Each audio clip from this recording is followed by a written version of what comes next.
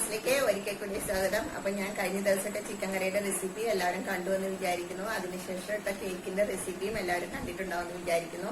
അപ്പൊ എന്റെ റെസിപ്പീസ് ഒക്കെ കാണുകയും എന്നെ സപ്പോർട്ട് ചെയ്യുകയും ചെയ്യുന്ന എല്ലാവർക്കും ഒത്തിരി താങ്ക്സ് ഉണ്ട് കേട്ടോ. എന്റെ സബ്സ്ക്രൈബേഴ്സിനൊക്കെ ഞാൻ ഒരുപാട് താങ്ക്സ് പറയുന്നു.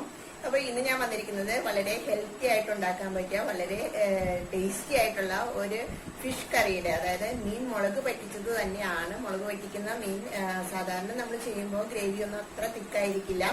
എന്നാൽ ഇത് നല്ല ഗ്രേവി നല്ല തിക്കുമായിരിക്കും. എന്നാൽ സ്വല്പം പോലും എണ്ണ ഉപയോഗിക്കരുത്. സ്വല്പം പോലും എണ്ണ എന്ന് പറഞ്ഞു കഴിഞ്ഞാൽ 1 ടീസ്പൂൺ മാക്സിമം അത്ര എണ്ണ മാത്രം യൂസ് ചെയ്തുകൊണ്ട്, എന്നാൽ നമുക്ക് കൊളസ്ട്രോൾ ഉണ്ടാക്കുന്ന അങ്ങനെയുള്ള രീതിയിലുള്ള യാതൊരു ഇൻഗ്രീഡിയൻസും ഇല്ലാത്ത രീതിയിൽ ഞാൻ വളരെ ടേസ്റ്റി ആയിട്ട് ഒരു മീൻ മുളക് വെട്ടിച്ചിട്ടുണ്ട്. അതിന്റെ റെസിപ്പിയാണ് ഞാൻ നിങ്ങൾക്കായിട്ട് പ്രസന്റ് ചെയ്യാൻ പോകുന്നത്. അപ്പോൾ റെസിപ്പിയിലേക്ക് കടക്കുന്നതിന് മുമ്പ് എന്റെ ചാനൽ ഇതുവരെ സബ്സ്ക്രൈബ് ചെയ്യാത്തവരാണെങ്കിൽ ഒന്ന് സബ്സ്ക്രൈബ് ചെയ്തേക്കണേ. അതിന്റെ അടുത്തുള്ള ബെല്ലൈക്കണിൽ ഓൾ എന്നുള്ള ഓപ്ഷൻ പ്രസ് ചെയ്യുകയാണെങ്കിൽ ഞാൻ എല്ലാ വീഡിയോസിന്റെ നോട്ടിഫിക്കേഷൻ നിങ്ങൾക്ക് ലഭിക്കുന്നതായിരിക്കും. അപ്പോൾ വൈകാതെ തന്നെ റെസിപ്പിയിലേക്ക് കടക്കാം. നമ്മള് കുഞ്ഞമത്തി ഒട്ടും എണ്ണയില്ലാതെ വറ്റിക്കാൻ പോവാണ് കേട്ടോ. മുളക് വറ്റിക്കാൻ പോവാണ്. ഒട്ടും എണ്ണയില്ലാതെ പറഞ്ഞാൽ 1 ടീസ്പൂൺ എണ്ണ മാത്രം ഉപയോഗിച്ചുകൊണ്ടാണ് നമ്മൾ ചെയ്യാൻ പോകുന്നത്. വളരെ ഹെൽത്തി ആയിട്ട് ഉണ്ടാക്കുന്ന ഒരു റെസിപ്പിയാണിത്. ചെയ്യാൻ പോവാണ്. അപ്പൊ 1/2 കിലോ കുഞ്ഞമത്തി നല്ല കഴുകി വൃത്തിയാക്കി നല്ല ക്ലീൻ ആക്കി വെച്ചിട്ടുണ്ട്. ഇനി ഇതിലേക്ക് കുറച്ചധികം കറിവേപ്പില, ഒരു 10-12 തണ്ട് കറിവേപ്പില എടുത്തിട്ടുണ്ട് കേട്ടോ. ഞാൻ ആവശ്യം ചെറുള്ളി കുറച്ച് ഒരു 2 പിടിയോളം ചെറുള്ളി എടുത്തിട്ടുണ്ട്. അതായത് ഏകദേശം 1 കപ്പ് ചെറുള്ളി ഉണ്ടാവും. അതിനകത്ത് പകുതിയായിട്ട് മാറ്റിയിട്ടുണ്ട്. പകുതി ചെറുള്ളി ഈ പാത്രത്തിൽ ഞാൻ വെച്ചിട്ടുണ്ട്, പകുതി ഇവിടെ വേറെ മാറ്റി വെച്ചിട്ടുണ്ട്. അതുപോലെ ഇഞ്ചിയും ഒരു വലിയ കഷ്ണം, 2 ചെറിയ കഷ്ണം ഞാൻ മാറ്റി വെക്കുന്നുണ്ട്. 1 കഷ്ണം ഇഞ്ചി ഇതിലുണ്ട്. അതുപോലെ സവോള ഒരു മീഡിയം സൈസ് ആണെങ്കിൽ 2 സവോള അല്ലെങ്കിൽ 1 സവോള അത്രയുമാണ് എടുത്തിരിക്കുന്നത്. ചെറിയ ക്യൂബ്സ് ആയിട്ട് അരിഞ്ഞു വെച്ചിട്ടുണ്ട്. വെളുത്തുള്ളി ഒരു 10-15 അല്ലിയോളം എടുത്തിട്ടുണ്ട്. അതും ഞാൻ വൃത്തിയാക്കി വെച്ചിട്ടുണ്ട്. ഇനി നമുക്ക് ഇതിലേക്ക് ആവശ്യം 2 പച്ചമുളകാണ് കേട്ടോ, അത് എടുത്തിട്ടുണ്ട്. പിന്നെ നമ്മൾ കൊടംപുളിയാണ് യൂസ് ചെയ്യണത്. അല്ല വേറെ എന്തെങ്കിലും പുളി യൂസ് ചെയ്യണവർക്ക് അത് യൂസ് ചെയ്യാം. കൊടംപുളി യൂസ് ചെയ്യുമ്പോൾ നമ്മൾ ഇതിനകത്ത് ഒരു 10 പീസ്, അതായത് ഇതുപോലെ ചെറുതാക്കിയ ഒരു 10-12 പീസോളം ഉണ്ട്. അത് നമ്മുടെ പുളിക്കനുസരിച്ചിട്ട് എടുക്കാം. ഇനി നമുക്ക് അതിലേക്ക് ചേർക്കാൻ ആവശ്യമായ പൊടികളാണ് ഞാൻ എടുത്തിരിക്കുന്നത്. മഞ്ഞൾപ്പൊടി 1 ടീസ്പൂൺ എടുത്തിട്ടുണ്ട്. ഉലുവാപ്പൊടി 1 ടീസ്പൂൺ എടുത്തിട്ടുണ്ട്. ഉലുവ പൊടിച്ചതാണ് കേട്ടോ, ഞാൻ വറുത്ത് പൊടിച്ചതാണിത്. അതുപോലെ Kashmiri chilli powder 2 table spoon എടുത്തിട്ടുണ്ട്. അരപ്പ് റെഡിയാക്കാൻ പോവാണ്.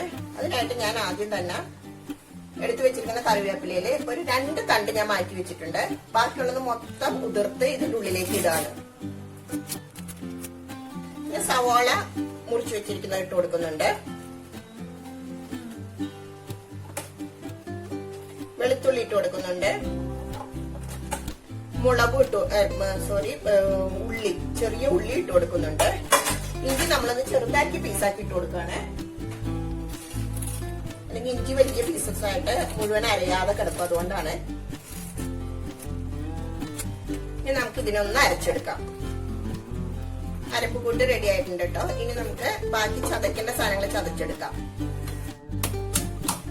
ഇഞ്ചി ഒന്ന് നന്നായി കുത്തിച്ചതയ്ക്കുന്നുണ്ട്.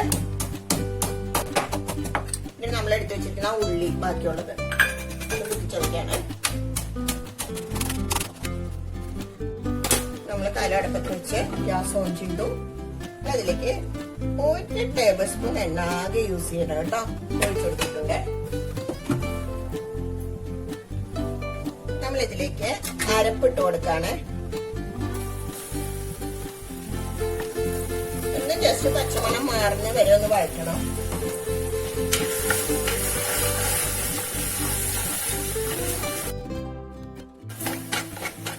ഏകദേശം എന്താ പച്ചമണം മാറിയിട്ടുണ്ട്. ഇനി നമുക്ക് പൊടികൾ എടുത്ത് വെച്ചിരിക്കുന്ന ഇട്ട് കൊടുക്കാം. മുളക് പൊടിയും മഞ്ഞപ്പൊടിയും ഉലുവാപ്പൊടിയും മാത്രമാണ് ഞാൻ ഇട്ട് കൊടുത്തത്. ഇനി ഒന്ന് തീ സിമ്മാറ്റി വയ്ക്കാം. കരിഞ്ഞ സ്മെല്ല് വരും. ഇനി നമ്മൾ അതിലേക്ക് ചതച്ച് വെച്ചിരിക്കുന്ന സാധനങ്ങൾ ഇട്ട് കൊടുക്കുന്നുണ്ട്. അതുപോലെ തന്നെ നമ്മുടെ പച്ചമുളക് ഒന്ന് വെട്ടിയിട്ട് കൊടുക്കുന്നുണ്ട്.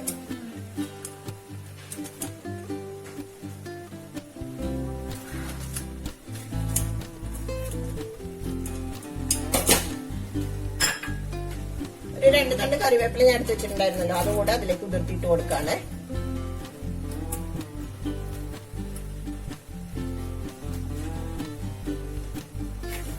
അതിനൊന്ന് നന്നായി ഇളക്കി കൊടുക്കാം.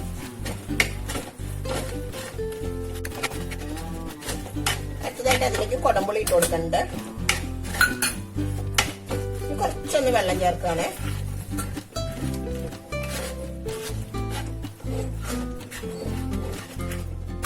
തന്നെ മുളക് ചാറ് വെക്കുമ്പോൾ നമുക്ക് ചാറിന് കൊഴുപ്പ് കുറവായിരിക്കുമല്ലോ. ഇങ്ങനെ വെച്ച് കഴിഞ്ഞാൽ ചാറ് നല്ല കൊഴുപ്പിലിരിക്കുകയും ചെയ്യും, നല്ല ടേസ്റ്റും ആണ്.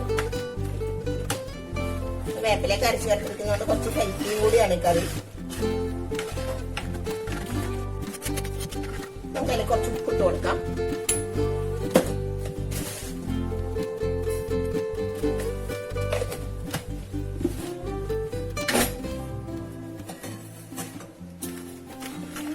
തീ കൂട്ടി വെച്ച് കുറച്ചുകൂടെ വെള്ളം ചേർത്ത് കൊടുക്കാണ്.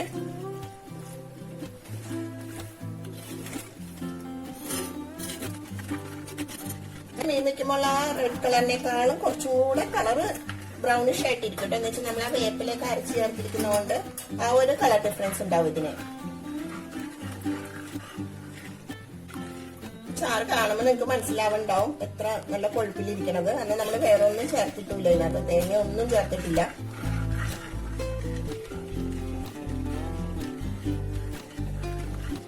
ഇനി നന്നായി തിളച്ച് വരുന്നവരെ ഒന്ന് ഇളക്കി കൊടുക്കാം.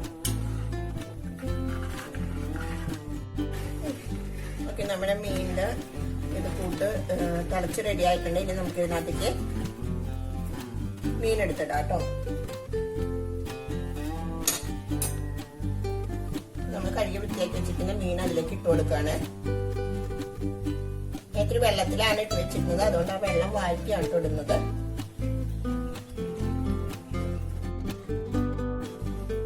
നമ്മുടെ മീൻ മുഴുവനായിട്ട് ഇട്ട് കൊടുത്തു കേട്ടോ. ഇനി ഇതിനൊന്ന് നന്നായി തിളക്കണ വരെ നല്ല തീയിലിടാം.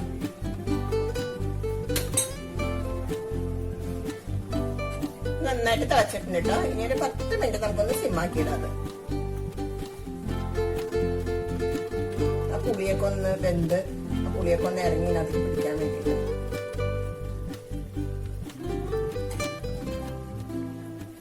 ശരിക്കും ഇത് വെച്ച് കഴിഞ്ഞ് കഴിഞ്ഞാൽ 6-7 മണിക്കൂർ കഴിഞ്ഞ് എടുക്കുമ്പോഴാണ് നല്ല ടേസ്റ്റ് ആവുള്ളൂ, ഉപ്പും പുളിയൊക്കെ പിടിച്ച്. അപ്പോൾ നമ്മുടെ ഫിഷ് കറി റെഡി ആയിട്ടുണ്ട്. ഹെൽത്തി ആയിട്ടുള്ള ഫിഷ് കറിയാണ്. എല്ലാവരും ഉണ്ടാക്കി നോക്കുക. അതിനുശേഷം നിങ്ങളുടെ അഭിപ്രായങ്ങൾ കമൻറ്റ് ബോക്സിൽ ഇടുക. നിങ്ങളുടെ ഫ്രണ്ട്സിനൊക്കെ ഷെയർ ചെയ്ത് കൊടുക്കുക, ലൈക്ക് ചെയ്യുക. ഇതുവരെ ഈ ചാനൽ സബ്സ്ക്രൈബ് ചെയ്യാത്തവരാണെങ്കിൽ ഒന്ന് സബ്സ്ക്രൈബ് ചെയ്യണേ. അടുത്തൊരു വീഡിയോയുമായി വരുന്നത് വരെ എല്ലാവർക്കും ബൈ.